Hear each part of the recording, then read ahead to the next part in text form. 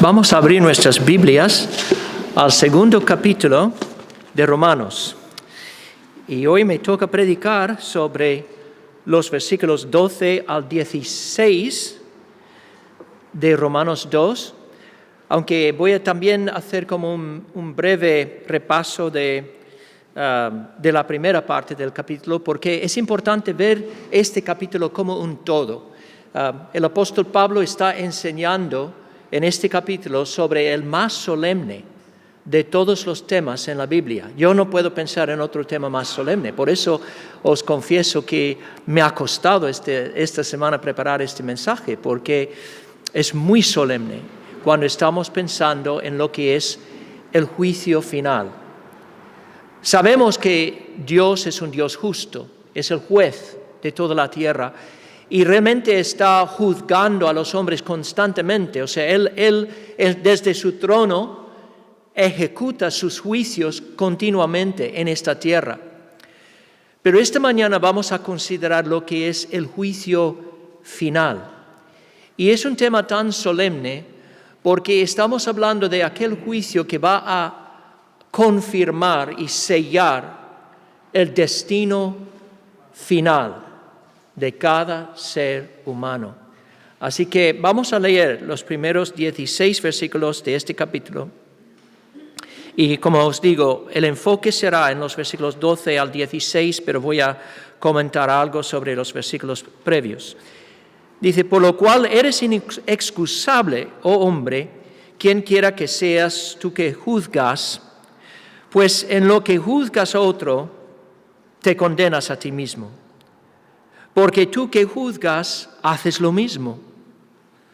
Mas sabemos que el juicio de Dios contra los que practican tales cosas es según verdad. ¿Y piensas esto, hombre? Tú que juzgas a los que tal hacen y haces lo mismo, ¿que tú escaparás del juicio de Dios? ¿O menosprecias las riquezas de su benignidad, paciencia y longanimidad, ignorando que su benignidad te guía al arrepentimiento? Pero por tu dureza y por tu corazón no arrepentido, atesoras para ti mismo ira, para el día de la ira y de la revelación del justo juicio de Dios, el cual pagará a cada uno conforme a sus obras. Vida eterna a los que, perseverando en bien hacer, buscan gloria y honra y inmortalidad. Pero ira y enojo a los que son contenciosos y no obedecen a la verdad, sino que obedecen a la injusticia. Tribulación y angustia sobre todo ser humano que hace lo malo, el judío primeramente y también el griego. Pero gloria y honra y paz a todo el que hace lo bueno, al judío primeramente y también al griego. Porque no hay acepción de personas para con Dios. Porque todos los que sin ley han pecado, sin ley también perecerán. Y todos los que bajo la ley han pecado, por la ley serán juzgados. Porque no son los oidores de la ley los justos ante Dios, sino los hacedores de la ley serán justificados. Pero cuando los gentiles, que no tienen ley, hacen por naturaleza lo que es de la ley, estos, aunque no tengan ley, no son ley para sí mismos, mostrando la obra de la ley escrita en sus corazones, dando testimonio su conciencia y acusándoles o defendiéndoles sus razonamientos. En el día en que Dios juzgará por Jesucristo los secretos de los hombres conforme a mi evangelio. Una de las palabras más comunes que se oye hoy en día en esta cultura tan peculiar en la que vivimos, no estoy refiriéndome a la cultura española, sino a la cultura moderna en todo el mundo occidental. Una palabra muy popular es la palabra diversidad, ¿no? Diversidad, se oye por todos lados la palabra diversidad. Y por supuesto el mundo, cuando piensa en la diversidad y cuando celebra la diversidad y tiene desfiles y procesiones celebrando la diversidad, sabemos qué clase de diversidad está celebrando, una clase de diversidad que el cristiano no puede celebrar. Sí reconocemos una diversidad que que es motivo de celebración, y es la diversidad creada por Dios. La diversidad de colores y flores y olores y gustos y todo tipo de persona que hay en el mundo, los diversos tipos de los colores de los ojos, del pelo, todo esto está bien, celebrar esta diversidad. Pero el cristiano entiende que toda la diversidad que Dios ha creado, pues se ve en un contexto de una unidad fundamental. Y cuando hablo de esta unidad, quiero decir que hay algo que todos los seres humanos tenemos en común. Hay cosas que tenemos todos en común. Primero, que estamos hechos a la imagen de Dios. Segundo, que tenemos deberes delante de Dios. Como criaturas hechas a su imagen, tenemos el deber de glorificarle y de amarle y amar al prójimo. Una tercera cosa que tenemos en común es que vamos a comparecer ante Dios algún día, cada uno de nosotros, para rendir cuentas a Él. Y sobre este tema quiero hablar esta mañana, porque ese gran día de juicio del que Pablo habla en este pasaje, será un día, como he dicho al principio, un día muy solemne, porque ahí Dios va a sacar a la luz la realidad de cada ser humano.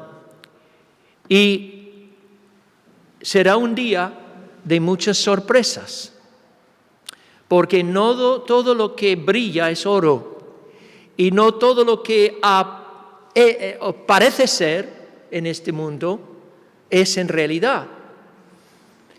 Y en aquel día final, la verdad saldrá a la luz, porque dice el versículo 16, Dios juzgará por Jesucristo los secretos de los hombres. Y fijaos en lo que dice Pablo, dice, Dios juzgará por Jesucristo los secretos de los hombres conforme a mi evangelio. Y podemos decir, pero Pablo, ¿evangelio? ¿El juicio forma parte del evangelio? Sí, forma parte del evangelio. Es decir, si una persona niega la realidad del juicio final, están negando el evangelio apostólico. Es una parte esencial del mensaje que fue predicado por los apóstoles. Y en este capítulo, Pablo quiere que comprendamos 3 características del juicio final. Primero, que el juicio final se va a basar en la verdad, no en las mentiras, no en los engaños, no en las apariencias, en la verdad. Segundo, el juicio final será según las obras de cada persona, las obras que ha practicado en esta vida. Estas son las 2 características de las que habla Pablo en los versículos 1 al 11. Y luego en los versículos 12 al 16, que son los versículos que me tocan en esta mañana, enseña una tercera verdad acerca del juicio final, y es que serás conforme al conocimiento de cada persona. Algunos tendrán más conocimiento de otros a la hora de morir. Y cuando Dios juzga a los hombres, cada uno será juzgado conforme a lo que sabía de la voluntad de Dios, no conforme a lo que no sabía. ¿Entendéis? En esto vemos la justicia de Dios. Pero vamos a resumir o repasar brevemente lo que dice Pablo sobre las primeras 2 características. Primero, que el juicio final se basará en la verdad. Y Pablo dice esto en los primeros 3 versículos de este capítulo. Y el punto que está haciendo aquí es que los hombres tienen una gran facilidad para engañarse y para imaginar que son justos cuando en realidad no lo son. Y quizá uno de los ejemplos más claros de esto en la Biblia es el mal ejemplo de los fariseos. Ellos eran personas muy religiosas, muy dedicadas a sus tradiciones, pero se imaginaban justos en sí mismos y por eso rechazaban a Cristo. Porque su actitud era, ¿qué necesidad tengo yo de un Salvador? Todo el mundo puede ver que soy una persona religiosa, muy celosa, muy entregada a Dios, muy dedicada a las tradiciones de mis padres. Y Jesús les dijo a los fariseos que el problema con su perspectiva es que se medían conforme a su propio concepto externalista de lo que la ley exige. Es decir, ya que ellos guardaban con diligencia la letra de la ley, y en particular se dedicaban a guardar todos los rituales y las ceremonias, toda la parte externa de la ley, se veían como cumplidores de la ley. Pero ¿qué es lo que Jesús les dijo? Se olvidaban de la parte más importante. Dice en Mateo 23, diezmáis la menta y el eneldo y el comino y dejáis lo más importante de la ley, la justicia, la misericordia y la fe. Esto era necesario sin dejar de hacer aquello. Cuando los hombres se miden por las cosas externas que hacen, realmente fácilmente caen en el engaño. Porque la ley de Dios, en sus requisitos más centrales, va mucho más allá de una ceremonia, un ritual. Exige el amor de todo nuestro corazón. ¿Cuáles son los primeros 2 mandamientos? Amarás a tu Dios con todo tu corazón, toda tu fuerza, toda tu mente, toda tu alma, y amarás a tu prójimo como a ti mismo. Esto, hermano, no puede ser reducido a guardar una lista de reglas, a guardar unas ceremonias. Es un requisito muy exigente. Y lo que Pablo está diciendo en esta primera parte, cuando dice, sabemos que el juicio contra los que practican tales cosas es según verdad, el juicio de Dios es siempre según verdad. Es decir, en el último día, Dios va a sacar a la luz todo autoengaño. El hipócrita tendrá su máscara quitada. Toda la neblina de las apariencias será quitada. Y como os he dicho, eso va a traer muchas sorpresas. Y vemos que hay personas que en este mundo, en esta vida, a lo largo de sus vidas, cuando hablan de Jesús, se refieren a Él como Señor. Hablan del Señor Jesús. Dicen Señor. Y no es malo decir Señor, porque Él es el Señor. Debemos llamarle Señor. No hay nada malo en eso. Pero cuidado, tenemos que asegurarnos de que estamos llamándole Señor con nuestras vidas y no solo con los labios.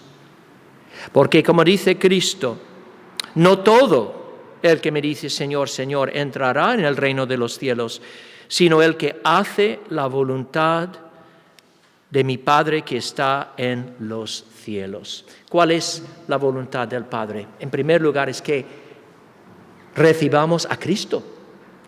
Tenemos que recibir a Él, pero recibir a Él de verdad, de corazón, como nuestro Señor y Salvador. El problema con el hipócrita religioso es que aunque cumple muchas cosas, muchos rituales externos, aunque pueda señalar muchos logros religiosos que ha hecho, como hacen la gente en este pasaje, nunca ha conocido a Jesús de verdad. Nunca se ha arrepentido de sus pecados de verdad. Es lo que dice Cristo. Dice, muchos me dirán en aquel día, Señor, Señor, no profetizamos en tu nombre, y en tu nombre echamos fuera demonios, y en tu nombre hicimos muchos milagros, y entonces les declararé, nunca os conocí, apartaos de mí, hacedores de maldad. Es muy interesante porque este versículo implica que la salvación no se pierde. ¿Y por qué digo eso? Porque si una persona de verdad conoce al Señor, jamás escuchará estas palabras. Porque dice, nunca os conocí. O sea, estas personas, a pesar de su religiosidad, a pesar de toda la fanfarría, ¿no? Y todo el ruido religioso que hacían, en realidad no conocían a Cristo. Nunca disfrutaban de una relación íntima con Él. Nunca se arrepentían de verdad de sus actos de rebeldía contra su señorío. No debemos olvidarnos, hermanos, que el juez ante quien tenemos que comparecer, es decir, Jesús, nos conoce perfectamente. No podemos ocultar nada de sus ojos. Así que el día de juicio será sobre todas las cosas un día de verdad. La verdad de las cosas quedará clarísimo. Y por eso debemos tomar a pecho lo que Jesús les dijo a sus discípulos en cuanto al peligro de la hipocresía y guardarnos sobre todo de eso. Dice, guardaos de la levadura de los fariseos, que es la hipocresía, porque no hay nada encubierto que no haya de descubrirse, ni oculto que no haya de saberse. En segundo lugar, el día de juicio, o el juicio final, se basará o será conforme a las obras que cada uno ha practicado, como dice en el versículo 6, el cual pagará a cada uno conforme a sus obras. Ahora bien, ¿por qué hace este énfasis Pablo en las obras? Porque muchos de los judíos en aquel entonces se creían ya bien con Dios simplemente por ser judíos, simplemente por su identidad carnal, porque habían nacido en la nación de Israel, porque los varones llevaban en su cuerpo la marca de la circuncisión. Su actitud era, yo no tengo que preocuparme por el juicio final, porque después de todo, soy un judío. Yo pertenezco a la nación favorecida. Así que Dios va a mostrarme cierto favoritismo, ¿no?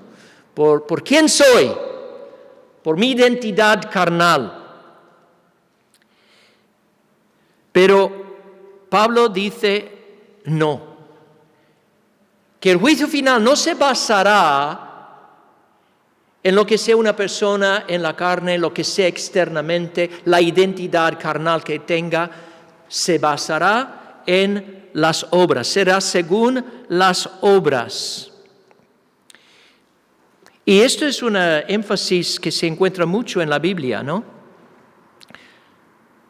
¿Por qué son tan importantes las obras? Porque las obras que las personas practican son un indicio del verdadero estado de su corazón. Las obras que practicamos manifiestan si nuestro corazón está bien o no. Por eso, por ejemplo, Santiago, cuando está hablando de la importancia de las obras como demostración de la fe, señala a Abraham y señala a Rahab en Santiago 2. ¿Por qué? Porque ellos manifestaban que tenían fe, una fe real, una fe verdadera, por las obras que hacían. Cuando Abraham recibió el orden de ofrecer a Isaac como sacrificio a Dios, por muy difícil que era este mandato del Señor, Fue al monte Moría para sacrificar a su hijo, pero en la confianza de que Dios podía resucitarlo. Pero obedeció a Dios, y obedeció a Dios porque confiaba en Dios, tenía fe en Dios. Rahab escondió a los espías porque confiaba en el Dios de Israel. Ahora, cuidado, cuando hablamos de la importancia de las obras como indicación de la fe, al mismo tiempo que tenemos que dejar muy claro que no estamos diciendo que las personas pueden ser salvos por las obras. Eso no podría ser, nunca, no podría ser. ¿Por qué? Porque las obras del creyente más maduro aún están manchadas por el pecado. O sea, ninguna persona es todo lo que debería ser, ni hace todo lo que debería hacer. O sea, hasta nuestro último respiro no vamos a alcanzar la justicia perfecta que la ley de Dios exige. Por eso no debemos pensar nunca que podamos ganar la salvación por obras. Quien entre el reino eterno estará ahí por pura misericordia, pura gracia, no por ningún mérito personal. Por eso Cristo en el Padre Nuestro, además de enseñarnos a pedir el pan diario por nuestros cuerpos, también nos enseña a pedir el perdón diario que necesitamos. Dice, perdónanos nuestras deudas como nosotros perdonamos a nuestros deudores. Esta oración supone que el creyente aún necesita el perdón, aún tiene que recibir diariamente el perdón de Dios, porque nunca en esta vida vamos a alcanzar la perfección. Así que nadie debería pensar que la salvación sea por obras. Y sin embargo, si hemos sido salvos por la sola fe en Cristo, esa misma fe por la que ha sido de Cristo, hemos aferrado a Cristo, si es genuina, dará su fruto. Y ese fruto es el fruto de buenas obras. ¿Y por qué? Porque es imposible, mira, no veo un enchufe, pero si hubiera un enchufe por aquí, pues no lo voy a hacer. Pero si yo meto esta llave en el enchufe, ¿piensas que habrá algún efecto? Sí, por supuesto. Entonces, cuando nos aferramos a Cristo por la fe, diciendo, Señor, tú solo puedes salvarme. Tu justicia solamente es suficiente para ser mi justicia en el día final. Dependemos totalmente de Él, aferrándonos a Él. ¿Qué pasa? La vida de Cristo entre nosotros. El amor de Cristo es derramado en nuestro corazón. ¿Y cuál es la manifestación de eso? Obras de amor. Obras de amor. Entonces, si no hay obras, ¿qué conclusión tenemos que sacar? No hay fe, no hay fe. ¿Por qué dice Pablo? Hemos sido creados en Cristo Jesús para buenas obras, las cuales Dios preparó de antemano para que anduviésemos en ellos. Entonces, las obras son un índice, demostrando si una persona tiene fe o no, si es un siervo real de Jesucristo o si le sirve solamente de boquita.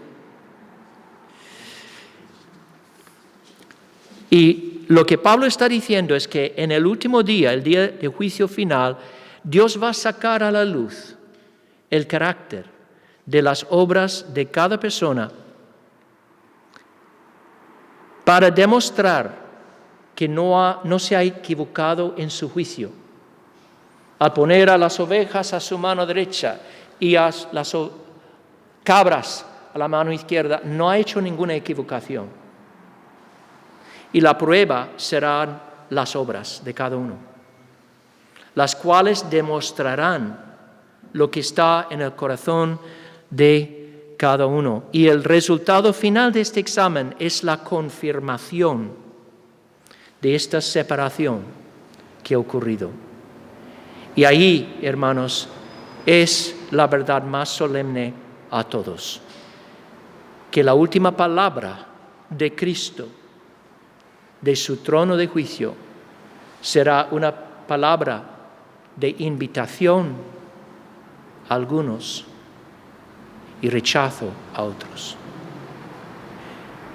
Esas últimas palabras abrirán el reino eterno a todos los que han confiado de verdad en el Cordero de Dios. Pero los que han cerrado sus corazones contra Él, los que han huido de Él, los que han dicho a Dios, no te voy a reconocer, no te voy a honrar, tristemente serán enviados al lugar de juicio final que se describe de forma temible en el capítulo 25 de Mateo, como la oscuridad o las tinieblas de fuera y también como el fuego eterno, preparado para el diablo y sus ángeles.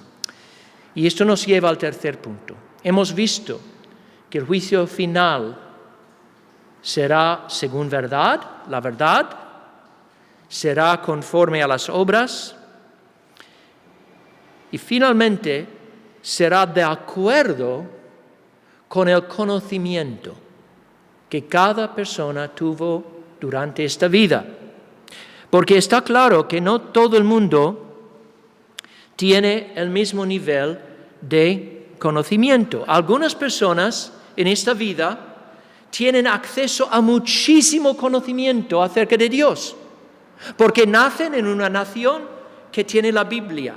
Algunos, por ejemplo, nacen en familias cristianas y desde la niñez aprenden la verdad de Dios, leyendo la Biblia, asistiendo cultos, escuchando sermones en culto familiar.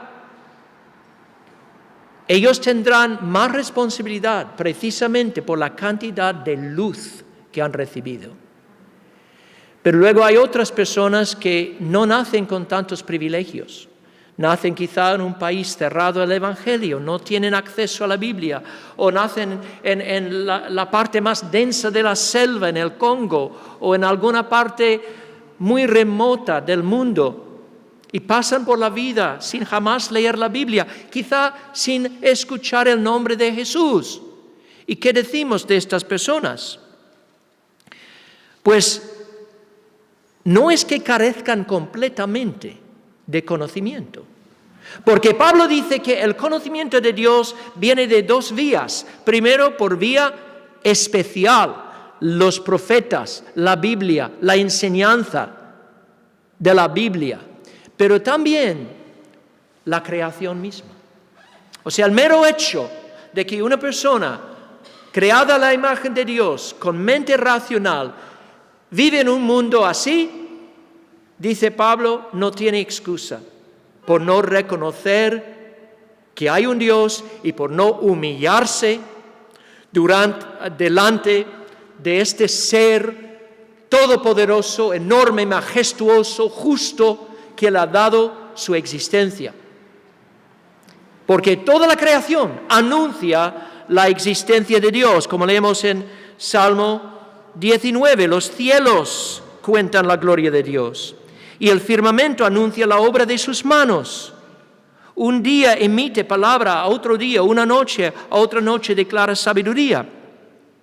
Pablo dice, las cosas invisibles de Dios, su eterno poder y deidad se hacen claramente visibles desde la creación del mundo, siendo entendidas. ¿Entendéis? No es simplemente que Dios está dando revelación, es que lo que Él está dando está siendo entendido. Entonces los que se niegan a caer delante de Dios son responsables. Por eso ellos también comparecerán ante el juicio. Cada uno será responsable ante Dios por cómo ha respondido al nivel de luz que tenía. Y la gran diferencia entre los judíos y los gentiles en los días de Pablo es que los judíos habían recibido la ley. Tenían el Pentateuco y los escritos de los profetas. Entonces, por esa gran cantidad de luz que ellos tenían, teniendo la ley de Dios en forma escrita, Pablo dice que Dios, la norma, o sea, que Dios aplicará a ellos para juzgarles, será la misma ley, bajo la que han vivido. Como dice aquí, dice, todos los que sin ley han pecado, sin ley también perecerán. Y todos los que bajo la ley han pecado, los judíos, por la ley serán juzgados. Entonces, el juicio es una realidad para todos. Todos comparecerán ante el trono de Dios. Serán juzgados conforme al conocimiento que tenían. La única diferencia es que algunos han recibido mucha luz y tendrán que rendir cuentas por cómo han respondido a esa luz. Otros han recibido poca luz, entonces también tienen que rendir cuentas a Dios, pero el juicio en su caso no será igualmente severo como en el caso de aquellos que han tenido la misma palabra de Dios y la han rechazado. Lo que sabemos es esto, que por naturaleza, el hombre natural no ama la luz. ¿Qué es lo que dice Juan en el versículo o el capítulo 3 de su evangelio? Dice, esta es la condenación, que la luz vino al mundo. Está hablando de la encarnación de Cristo. La luz vino al mundo. Y los hombres amaron más las tinieblas que la luz, porque sus obras eran malas. Porque todo aquel que hace lo malo, es decir, que practica la maldad, aborrece la luz y no viene la luz para que sus obras no sean reprendidas. Pero fijaos lo que dice en el siguiente versículo. Mas el que practica la verdad viene a la luz para que sea manifiesto que sus obras son hechas en Dios. Entonces, a través de la obra de Dios en corazones humanos, hay algunos que sí responden a la luz y se acercan a la luz, y el principio bíblico es que si alguien responde positivamente a la luz que tiene, Dios aumentará el nivel de luz. El que tiene y responde bien a lo que tiene, tendrá más. Pero el que rechaza la luz de Dios irá de mal en peor, de un nivel de oscuridad a otra. Vemos un ejemplo de esto en Cornelio. Cornelio, que era el primer gentil que recibió el evangelio. Sabemos que Cornelio era un centurión romano y no sabemos cuánto conocimiento tenía de Dios. Tenía cierto conocimiento seguramente por su contacto con los judíos, porque sabemos que en el primer siglo había sinagogas en todas las ciudades del Imperio Romano. Cornelio había tenido contacto con la sinagoga, con los judíos, y había llegado a la convicción de que el Dios de Israel era el verdadero Dios. Y leemos acerca de Cornelio, que era un hombre piadoso y temeroso de Dios con toda su casa, que hacía muchas limosnas al pueblo y oraba a Dios siempre. Este hombre, por la gracia de Dios, estaba respondiendo a la poca luz que tenía. ¿Y qué hizo el Señor? Le envió un mensajero para que él pudiera ser introducido a la plena luz del Evangelio. y así entrar en las plenas bendiciones de salvación bajo el nuevo pacto. Entonces, un ángel se le apareció en una visión, dice, y envía hombres a Jope y haz venir a Simeón, el que tiene por sobrenombre Pedro. Él te hablará palabras por las cuales serás salvo, tú y tu casa. Es interesante, ¿no? El ángel, en principio, el ángel podría haberle predicado el evangelio, pero no. El plan de Dios es que el evangelio llegue a los hombres por boca de otros hombres. Por eso, hermanos, tenemos que ser diligentes en proclamar el evangelio, en testificar en la vida diaria a nuestro prójimo. No hay otra manera. La única manera en que el evangelio llegue a los hombres es a través de la boca de otros hombres. Entonces, Cornelio envió a Jope, vino Pedro, y dice que cuando Pedro estaba predicando el evangelio, y cuando dijo, a todos los que en él, es decir, en Jesús, creyeren, recibirán perdón de pecados por su nombre, inmediatamente Cornelio y toda su casa que creía el mensaje, pues entraron en las bendiciones de la salvación. Leemos en Hechos, mientras aún hablaba Pedro estas palabras, el Espíritu Santo cayó sobre todos los que oían el discurso, y los fieles de la circuncisión que habían venido con Pedro se quedaron atónitos de que también sobre los gentiles se derramase el don del Espíritu. Y lo que aprendemos de esto es que cuando Dios salva a un hombre, comienza atrayendo a ese hombre a sí mismo de acuerdo con la luz que tiene disponible. Y al responder a esta luz, Dios hace que la luz aumente hasta que el hombre entre en las plenas bendiciones de la salvación. Pero el contrario también es verdad, de que si una persona recibe luz de Dios, incluso la luz de la creación, y endurece su corazón contra esa luz, y se aleja de la luz que tiene, entrará en más oscuridad y más oscuridad. Y su triste fin será la oscuridad total, las tinieblas de fuera. Y el punto que Pablo está haciendo en estos versículos 12 al 16 es que en el día del juicio final, cada ser humano será juzgado conforme a la luz que tenía y cómo respondía a esa luz. Pero tenemos un problema, y es que si solamente tenemos la ley, estamos sin esperanza. Porque la ley nos revela nuestro deber, pero no nos da ningún poder para cumplir con ese deber. Es como, por ejemplo, si mi rostro está todo sucio y me das un espejo, con ese espejo puedo ver que tengo la cara sucia, pero no puedo limpiar la cara con un espejo.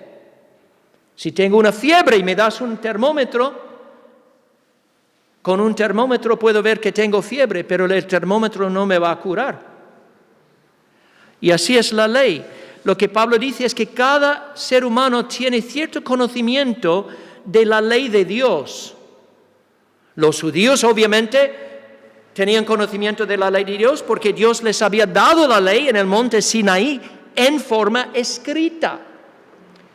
Pero lo que Pablo dice aquí es que los gentiles también tienen cierto conocimiento de la ley de Dios.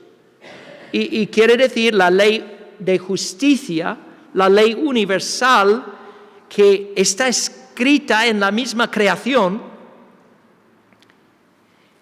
por medio de la luz de la conciencia, porque es un ser racional, creado a la imagen de Dios. ¿Y qué es lo que dice?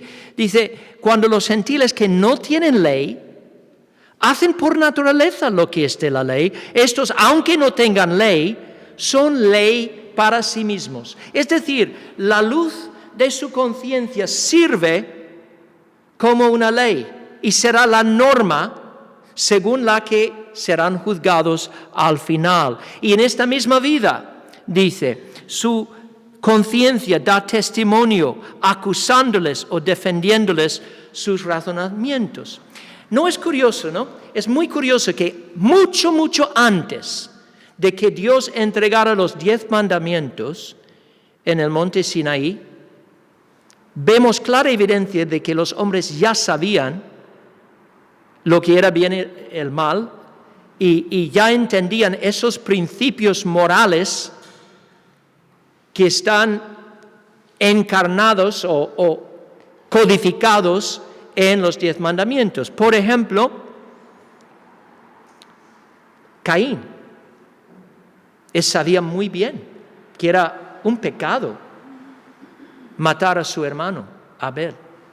No había oído nunca el 6º mandamiento, pero sabía que el asesinato era pecado. O piensa en Cam, el hijo de Noé. Él no había oído nada acerca del 5º mandamiento. Y sin embargo, Dios le juzgó por no haber honrado a su padre.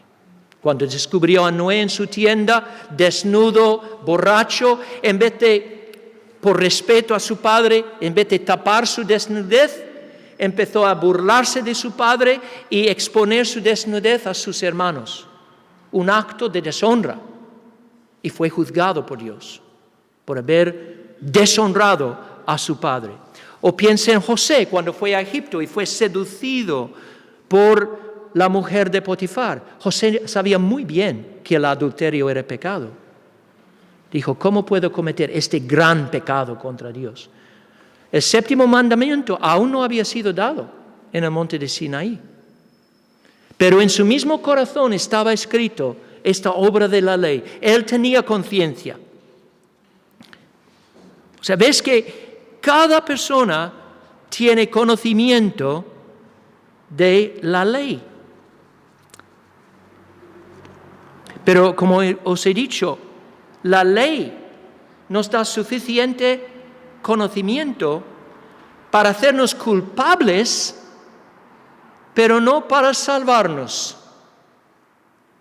Caín sabía que era pecado matar a su hermano, pero lo mató de todos modos. Es decir, si solo tuviéramos la ley, no tendríamos ninguna esperanza. No es que la ley no promete bendición, sí promete bendición. ¿Pero a quién? ¿A quién cumple la ley? La ley dice, haz esto y vivirás. Pero ¿quién puede decir honestamente que siempre ha cumplido los mandamientos de Dios? ¿Quién puede decir, bueno, otras personas pueden tropezar en tentación, pero yo no, yo nunca. Yo siempre hago las cosas que agradan a Dios. Si tú piensas así, es que no has escuchado la ley de Dios. Porque la ley exige que ames a Dios con todo tu ser, en todo momento de tu vida. Y ni tú ni yo lo hemos hecho. Si somos honestos, tenemos que decir, la ley me muestra cuán alejado estoy de la perfección de Dios, pero no me ayuda a alcanzar esa perfección. Y este es precisamente el punto que Pablo quiere recalcar. Quiere llevarnos precisamente a este punto de desesperación, para que nos demos cuenta de una cosa. Si yo tengo que comparecer ante Dios, y si tendré que rendir cuentas a Él por mis obras, y si tengo que comparecer ante Él conforme al conocimiento que he tenido, ¿qué esperanza tengo de que voy a escuchar esas palabras? Bien hecho, siervo bueno y fiel. Si Dios me juzga estrictamente conforme a lo que exija la ley, no hay esperanza. Porque si yo soy consciente de mis transgresiones, ¿cuánto más Dios? Y es precisamente ahí donde el Evangelio empieza a tener sentido. Porque hay una sola manera en que podemos venir ante el trono de Dios en aquel día con confianza. Y la única manera es si en esta vida,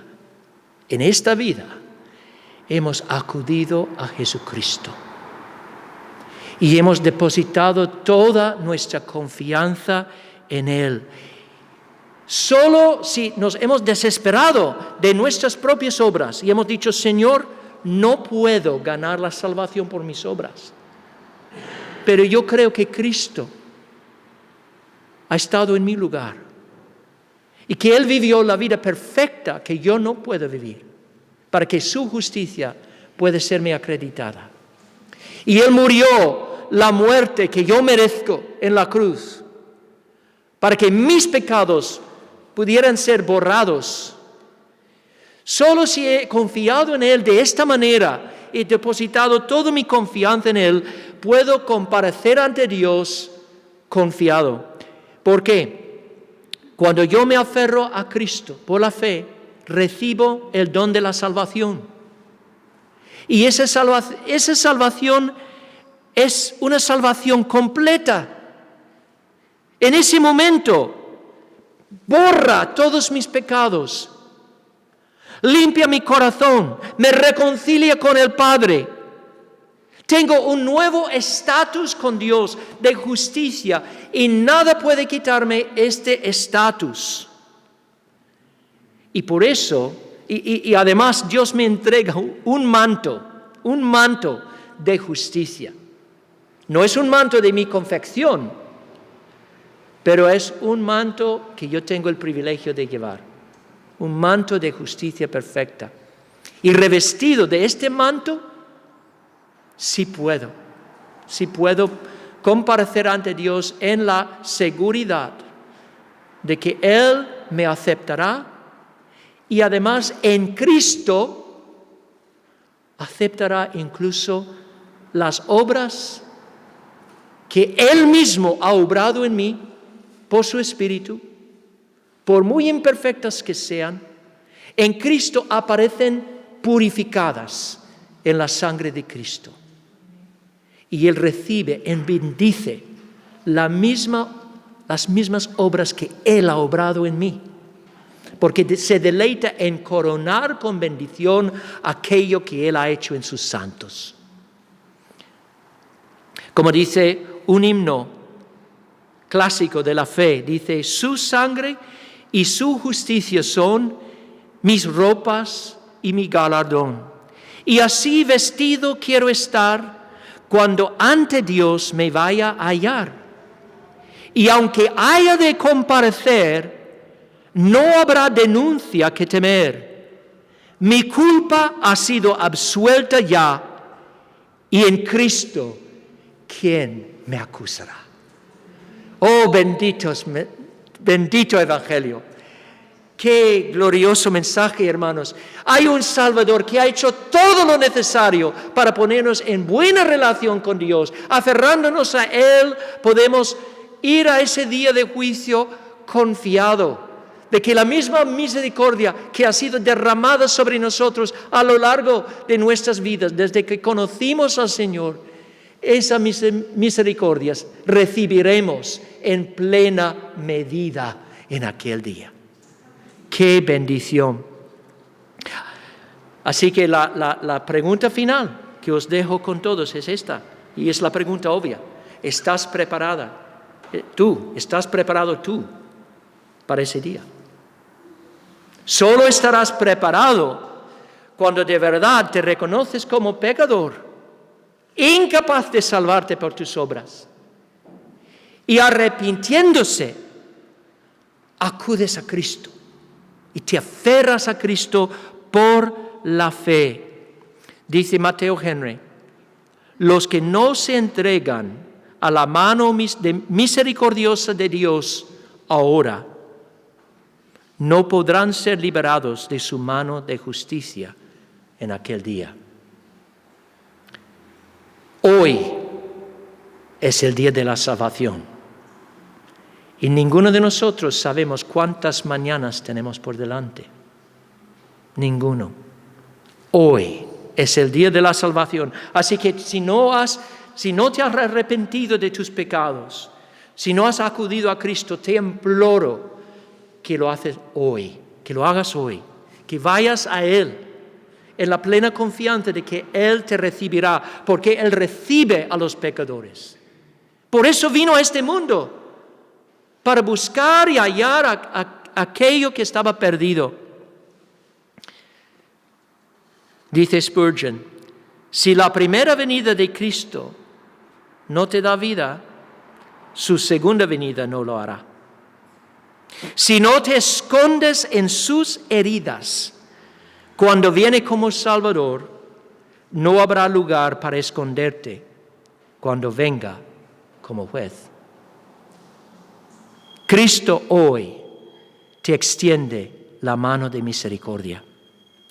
Te ofrece el perdón de pecados, una justicia sin mancha que una vez que te la pones, nunca se te quitará. Y en Él, vuelvo a decir, todas tus obras ya están aprobadas por Dios, porque Él va a anular y borrar toda mancha y verá solo la perfección de Jesús. Qué agradecidos tenemos que estar, hermanos, por un Dios tan lleno de misericordia, tan lleno de amor. Qué bendición saber que en Cristo tenemos un destino asegurado. Amén. Señor, te damos gracias por este pasaje. Es verdad que es muy solemne y nos llama a cada uno a escudriñar nuestros corazones, a humillarnos delante de ti y entender nuestra bancarrota espiritual. Si no fuera por Cristo no tendríamos ninguna esperanza, Señor. Pero gracias por el Evangelio. Gracias por haber enviado a tu Hijo a este mundo y por la obra que Él hizo para que en Él pudiéramos tener vida eterna. Señor, te pido que uses estas palabras, Señor, para traer a personas a tu Hijo y para confirmar a tus ovejas en la seguridad de su salvación. Te lo pido en el nombre de Jesús. Amén.